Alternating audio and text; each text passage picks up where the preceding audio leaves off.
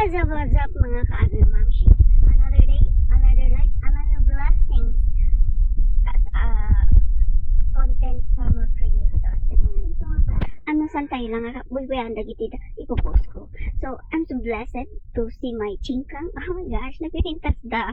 And malapit na silang ma-harvest. And of course, as you can see with my hubby, nag-tractor tag mula kami manin, ituloy miti mula mi. And, my gosh talaga, nagpipintas doon gitigat sa ingkang. And of course, I would like to thank my auntie from another country. Isa na pimati nag-sponsor ijay abonomi. And also, dagi da maibomba. Kan dagi da maibiguro dito inya. Kat syempre, da kami jay agar garden nga awan iti. Anong tawag dito?